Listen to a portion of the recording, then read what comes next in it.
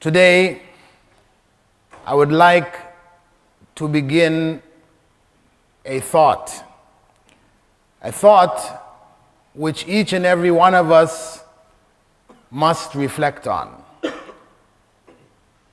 Perhaps the most important thought that we should have in our lives. The thought which determines the course of our lives.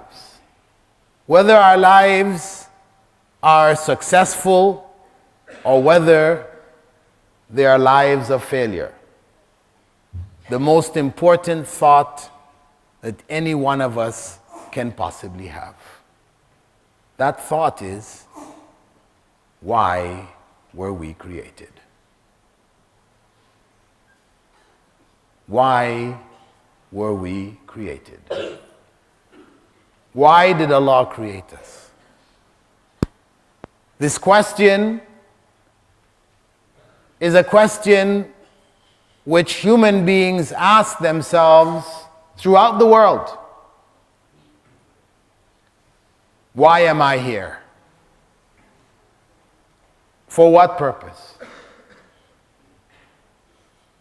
In most cases, there are no answers. Most religions don't answer this question because they are man-made. And as human beings are incapable of determining by themselves the purpose of our presence here in this world, the purpose of our existence, then it's not surprising that they don't have any answers.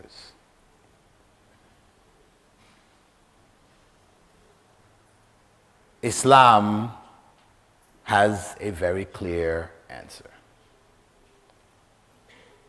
It is a clear answer which brought for me light in terms of my own personal existence. Having been a communist, after having been born and raised a Christian, understanding the purpose for me gave me clarity. The path of life for me became clear, and I have never looked back since realizing that. It is something which each and every Muslim should know, because it is clearly stated in the Quran. It is not something which Muslim philosophers have philosophized about. So you have different opinions. Some philosophers thought it was for this purpose, and others thought it was for this reason, or a variety of different ideas are out there. So unless you read the books of the philosophers, you really had no idea. It just remained a thing of confusion. No. It exists in the Quran itself, where Allah states in no uncertain terms why we were created.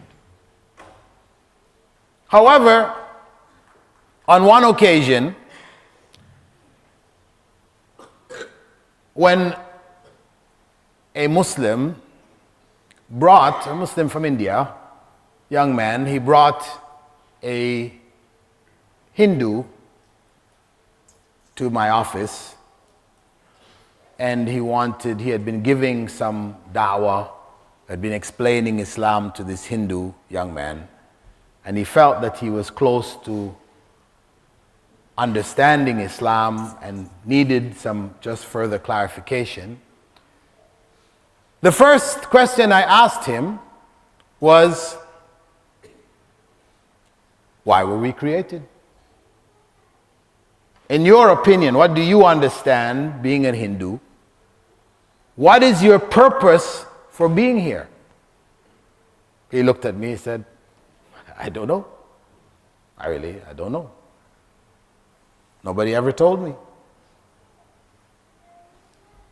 I said, well, this is the difference between Islam and Hinduism and the other isms.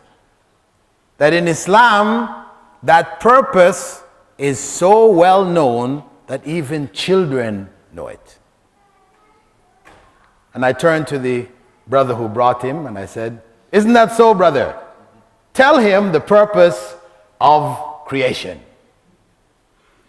And the brother looked at me with this blank stare, and I realized that I had made a mistake here. Though it should be well known, since it is in the Quran, not every Muslim knows it. And that is really a very sad state of affairs. A very sad state of affairs. That we have in our midst Muslim brothers and sisters who don't know why we were created. I won't ask for a show of hands. It was enough of an embarrassment for me in that occasion, so I don't want to embarrass anybody else here. I will assume that in fact there are amongst us those who really don't know why we were created. What is our purpose here? And I will quote for you the verse. For those who know it, is a well-known verse. وَمَا خَلَقْتُ الْجِنَّ وَالْإِنسَ إِلَّا لِيَعْبُدُونَ. Allah states clearly, I have not created the jinn or humankind except to worship me. Very clear. Allah mentions the jinn first because they were created before human beings were created, in case you were wondering. And He stated that their purpose, they were created to worship Him. This is the essence of the purpose of our creation, to worship Allah.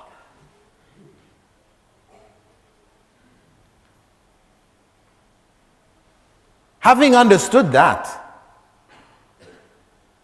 the question remains in the back of some people's minds and may be raised if you tell others that this is the purpose of our creation. Because when we create a car, for example. We call it creation, but actually we have manipulated Allah's creation and made a car. Why did we create that car? To serve us, right? To serve us. Did we have a need for that service? Yes. We created the car because we had a need. That car fulfills one of our needs. Ease of transportation. So we created it out of a need that we have. So the question is, why did Allah create us? To worship Him. Does He have a need for our worship? Of course, this is the question that would be raised. And I've heard non-Muslims say, I'm not interested in worshiping any God who has created me so that I have to worship Him. He could have created me for some other purpose. Because the idea of God creating creatures so that they will just bow down before Him, it is like pride. I'm not interested in worshiping a proud God. I've heard, this is of course blasphemy, but this might come to somebody's mind. And so we need to understand it.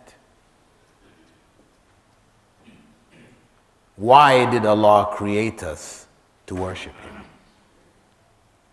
Reality, as we said, Allah said, لَيْسَ كَمِثْلِهِ شَيْءٍ. There is nothing similar to Him. So, if He created us out of a need for our worship, then He would be like us, creating a car out of need for its service. So we know that's the wrong answer. That's not the right answer. Allah did not create us out of a need that He had for our worship. So then what is the purpose? Why for worship? Why not for something else? Because of the fact that in worshiping God, in worshiping Allah, we become the best possible human beings that we can be. The worship is for our benefit. He created us as the Creator. That is one of His attributes, that He creates. Not out of a need, but just out of the manifestation of His attributes of being the Creator. Creation exists. But that purpose of worship was not for His need to have us worship Him, but for our need to worship Him. Because in worshiping Allah, we become the complete and best of Allah's creation. As Allah said that He created us, لَقَدْ خَلَقْنَا الْإِنسَانَ فِي أَحْسَنِ تَقْوِيمٍ. We were created in the best form. ثُمَّ رَدَدْنَاهُ فِي أَسْفَلِ سَافِلِينَ. But when we turn away from that worship, then we go to the lowest of the lows. He allows us to submit, to sink, and to become even lower than the creatures of the earth that He has created. As He described those who have rejected Him, saying, "Hum kal an'am, bal hum adal." They are like cattle. In fact, they're even worse. The cattle who just eat, drink, procreate, and die. That's life. Eat, drink, procreate. Procreate is a big word saying giving birth to children. Having offspring. Having offspring and dying. That's what the animals do. If that is the totality of our lives, then we are no better than the animals. And in fact, you have modern secular thought in the West is that, yeah, we are like animals. We are just animals who happen to be able to talk. Other animals don't talk the way we do. But no difference really between us and them. It's just our good luck that we happen to be walking upright and have more intelligence, that we control everything. But really, we're like animals. And so when they study psychiatry and they study human behavior, they always look back at the animals. And they interpret human behavior based on what animals do. They don't have any problem with that, because we are just animals who happen to speak.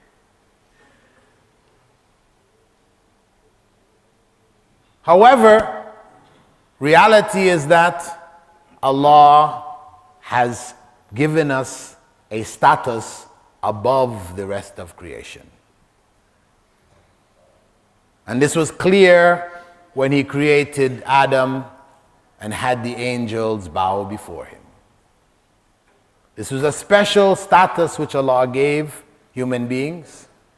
And because of that, he described the creation of Adam as being done with his own hands. And the blowing of the Spirit into Adam as being his blowing. Because of the special status that human beings have and are capable of achieving. So the essential purpose of our creation is ibadah, worship. But it must be understood as worship not in the ritual sense as understood in the religions of the world. You have a particular day, you go before your deity, your God, you do certain acts of worship, and you've done your worship.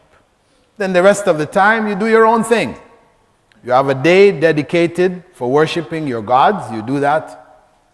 But the rest of the week, you do your own thing. That is not worship in Islam.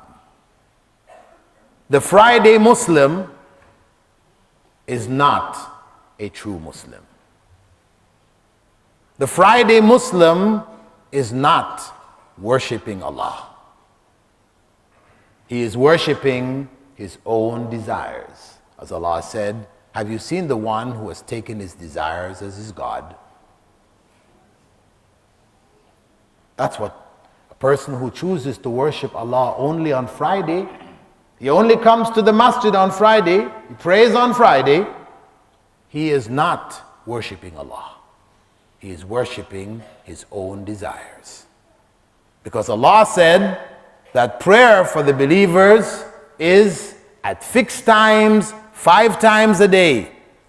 At fixed times. Not all 5 in the night before going to sleep. At our own convenience.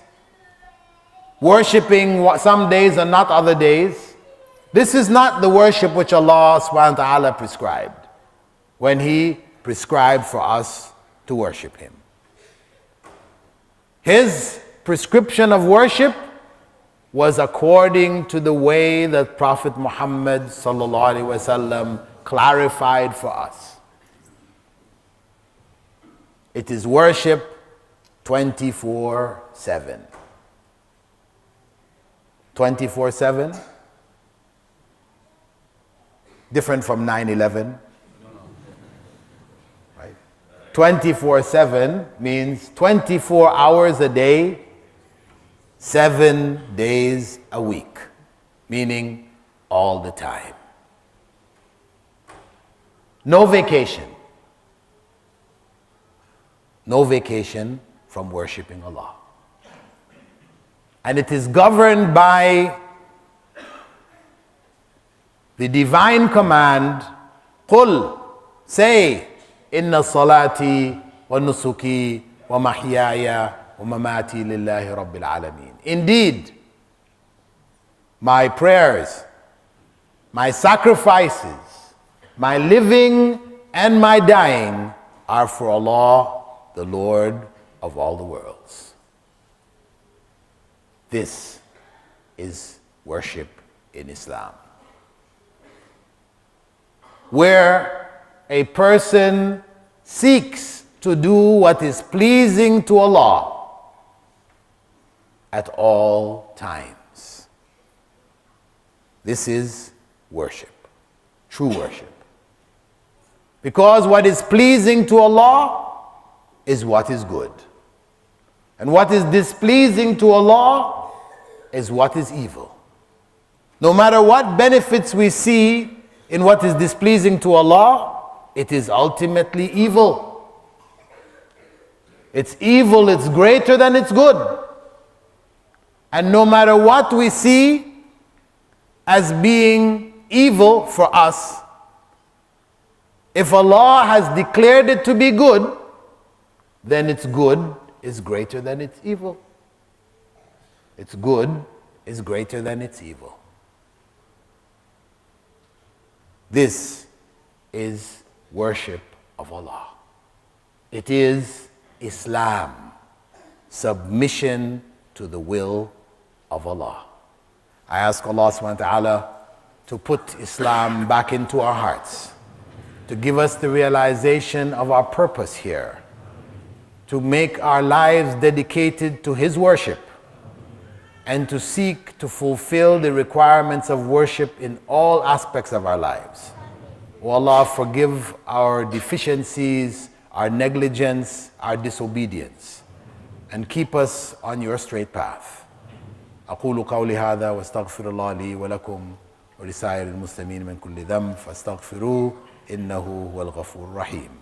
I say that asking Allah to forgive myself and yourselves, and calling on you to turn to Him, seeking His forgiveness, for indeed only He forgives sins.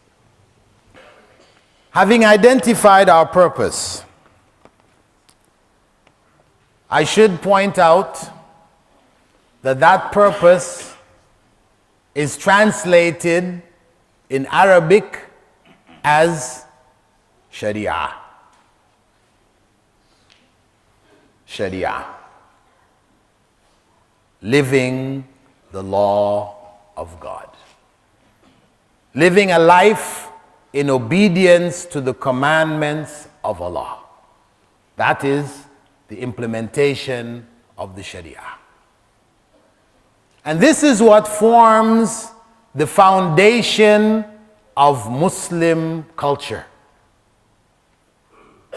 Remember, before we spoke about the struggle which exists in the world today, how to put it into our context. What is going on?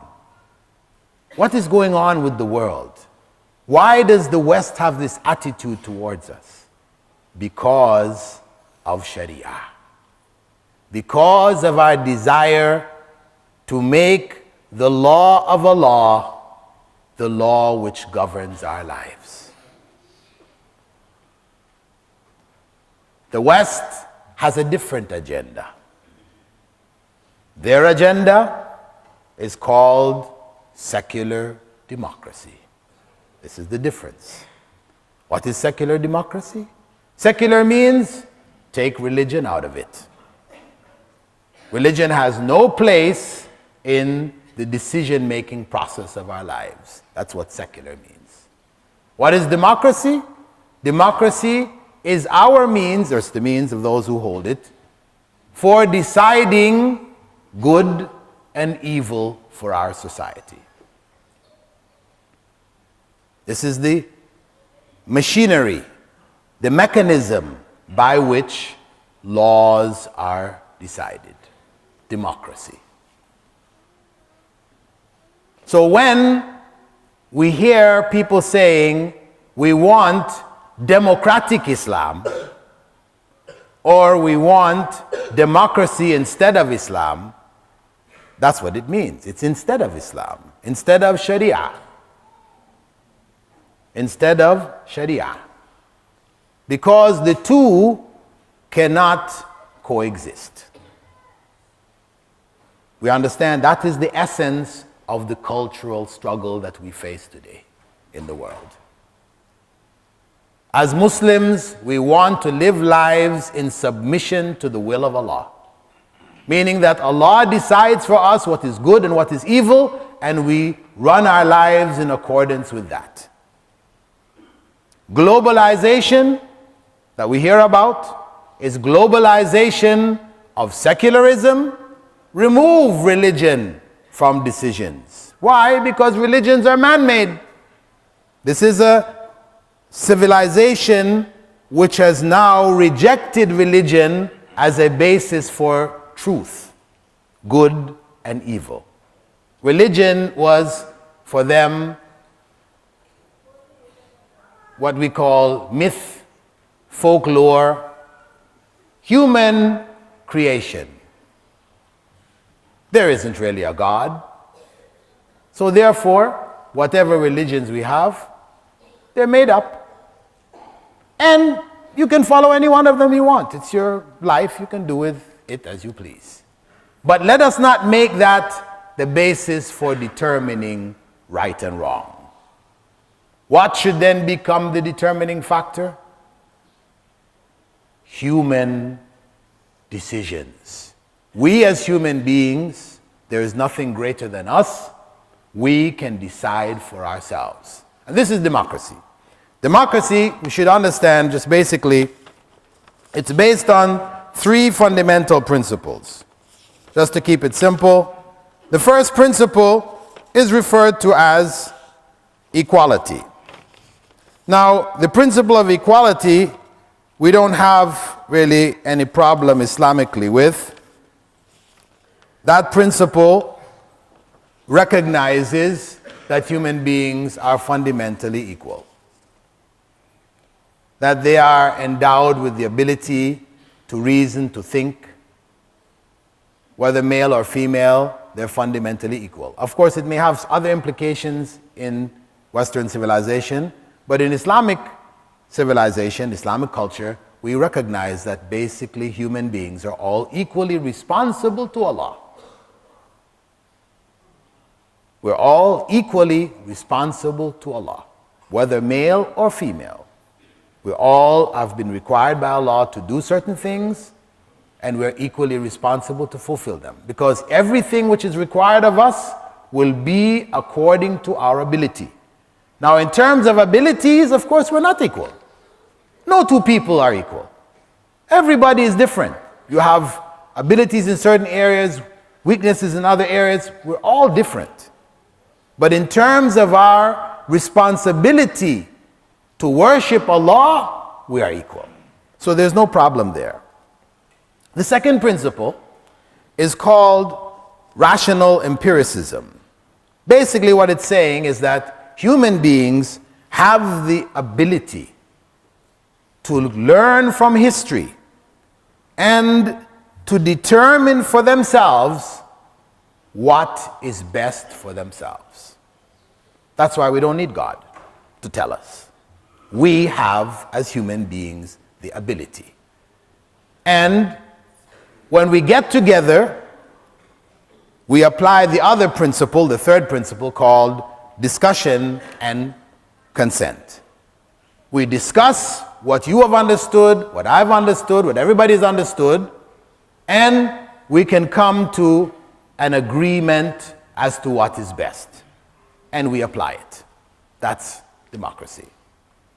Democracy, which from a Western perspective is not restricted only to government, it has to do with all thought in society. It becomes the driving principle of Western civilization. Now, what's the problem with saying that human beings have the ability to rationalize, to reason, to understand, and to decide for themselves? Well, what that means in their context is that human beings know better than what has been written in the religious holy books of the various religions. Holy books, put them aside. We decide. So, as human beings, we don't need to depend on anyone beyond us. We can decide ourselves as to right and wrong. Well, isn't that true? Can't we decide personally what is right and wrong? Well, let's look at it this way. Human beings are a product of their environment. We are born same way as the Prophet ﷺ said, "Kullu mawludin yuladu ala al-fitra." Every child is born with a natural inclination to believe, to worship Allah, to submit to Allah. This is our nature. However, abawahu yuhawidani, aw yumajjisani, aw yunassirani.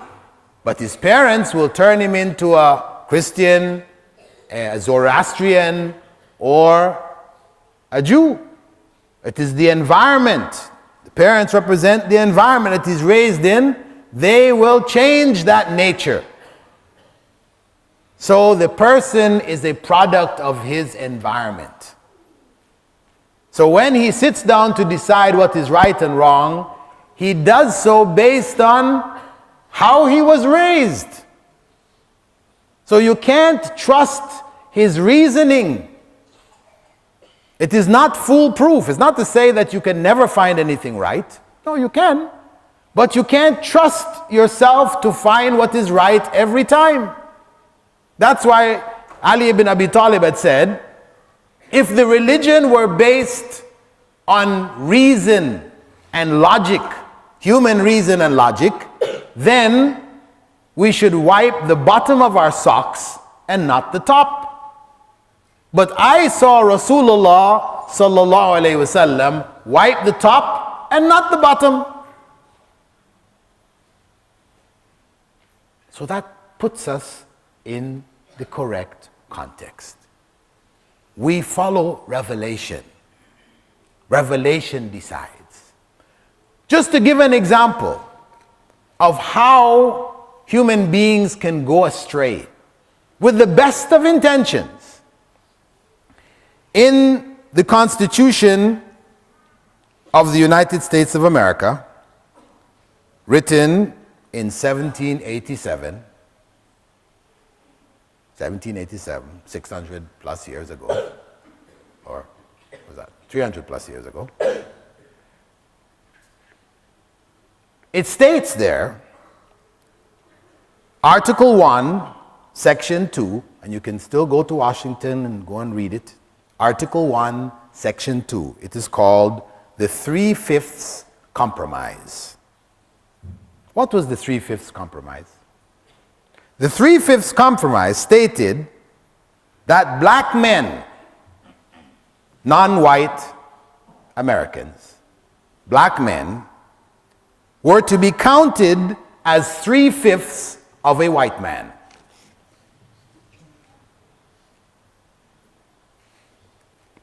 These were the enlightened minds of the 18th century who put together a constitution to govern America as it broke away from England. That's what they concluded. So it means most of us here would be considered 3/5 of Europeans, white men. And that is in the Constitution till today. Of course, they canceled its operation. They don't use it anymore. They've amended it. But that is the origin. That is what human minds came to. Now, those founding fathers who put this document together, there are many other good things in the documents about freedom and justice and equality and all these other things were there. Beautiful statements, wonderful statements. Islam would agree with many of them. However, at the same time, they wrote this one.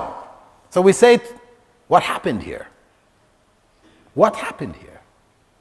The reality is that those who wrote the document were raised in a society in which black people were slaves who had no rights.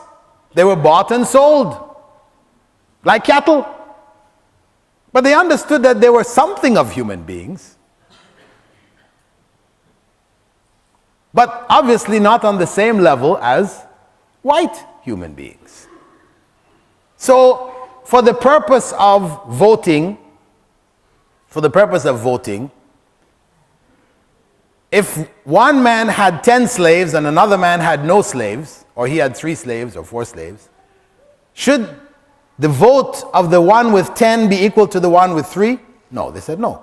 We have to work out a formula by which those who are voting, they're not talking about the black people voting now.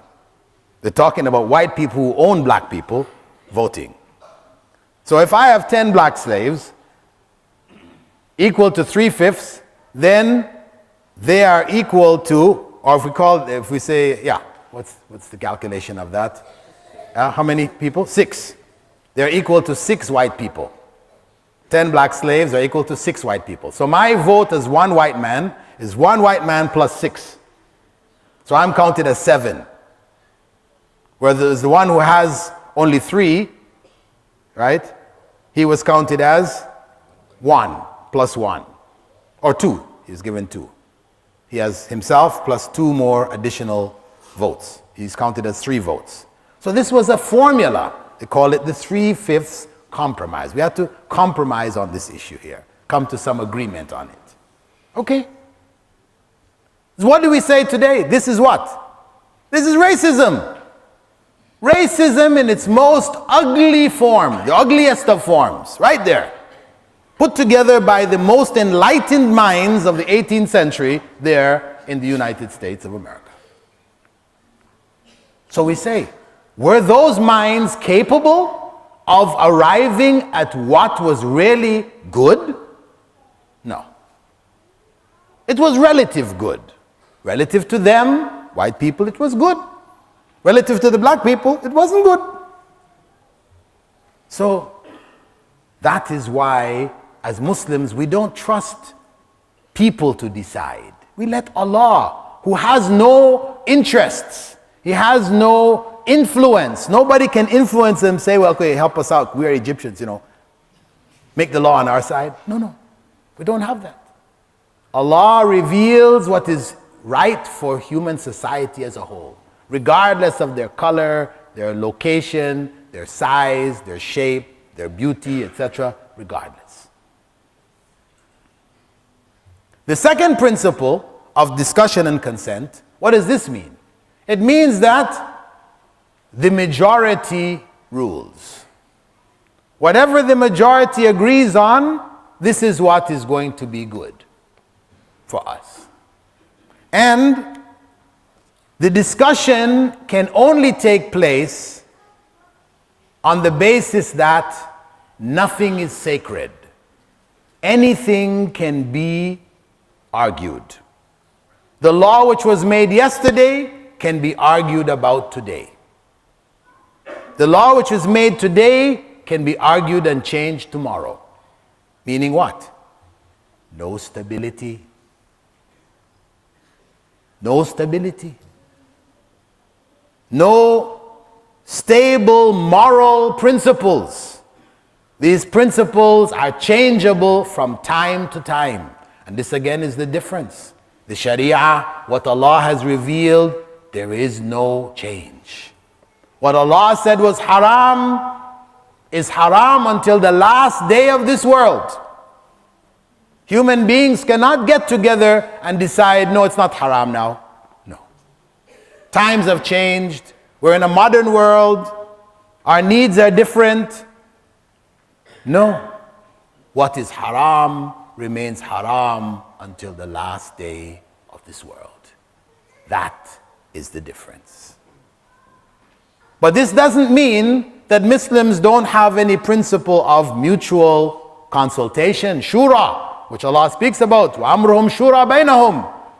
Islam recognizes that rule of the society should be done with mutual consent of people of knowledge, not anybody because he has money or he has good looks or whatever, he becomes the decision maker. No. Those who have knowledge in the society, specialists, etc., you have a higher council that looks over the rulings, etc., and comes and advises the ruler, etc. This is recognized. Prophet Muhammad ﷺ took shura from his companions, though he didn't need it. So there is that element there, but that is not the main element for Islamic civilization. The main element for Islamic civilization is Sharia, what Allah has revealed. And we live in accordance with that. So any globalization principle, which means giving that up, that is the basis now of the clash of civilizations. India has accepted secular democracy. Hinduism doesn't have any system to rule the country anyway. The only other choice would be Islam. And of course they're not going to go there. Russia, China, they accepted secular democracy. That is communism. Communism is secular democracy. The only part of the world which has not accepted it, in the core of this society is the Islamic world. Maybe our rulers, maybe some intellectuals, etc., have accepted it. But our scholars, Muslim scholars who still hold a position of respect in the Muslim Ummah, as the preservers and the protectors of the Sharia, they don't accept it 100%, because it is not possible to accept it, knowing the Sharia.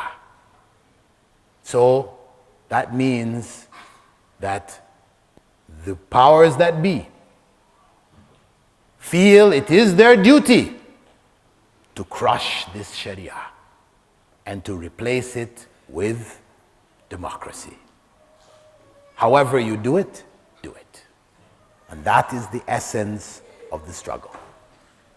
So, Prophet Muhammad ﷺ was blessed by Allah subhanahu wa ta'ala to lead us to the Sirat al-Mustaqim, the straight path of the Sharia. And we are called upon to ask for Allah's peace and blessings upon him because of the guidance that he showed us. So I ask Allah subhanahu wa ta'ala to make us instruments to bring back the Sharia in our lives. The Sharia, which is ibadah. To make a commitment to begin with ourselves, a commitment to change ourselves and our lives to ones in accordance with Allah's will, accordance with Sharia and ibadah. I ask Allah to give us success in this effort, and that this effort would spread from amongst us to other parts of the ummah, and to bring the ummah together for the sake of Allah subhanahu wa ta'ala. I ask Allah to bless the Muslim ummah to find its way back to the path of Allah. I ask Allah to bless the ummah to come to the aid of its brothers and sisters in Gaza, in Afghanistan, in Iraq, in Chechnya, in the various parts of the Muslim world that are bleeding today. I ask Allah to forgive our weakness and our lack of ability to come to their aid as our brothers and sisters in Islam. I ask Allah to make our prayers accepted with Him. The world's first tuition-free degree, BA in Islamic Studies. Access the knowledge, any place, anytime, anywhere. It just doesn't get any easier than that. Classes, texts, assignments, completely online. Set your own schedule for the semester. No overseas travel required for the exams. Subjects taught by qualified English-speaking scholars. Weekly live sessions in virtual classrooms. With curricula based on those in Al Medina University in Saudi Arabia, Al Azhar University in Cairo, and other reputable institutions around the world. Why wait any longer? You pay just a symbolic registration fee and are ready to begin the adventure of higher education. The most diverse student body of any university in the world. 130,000 plus registered students from 217 countries. Log in to the website for more details. www.islamiconlineuniversity.com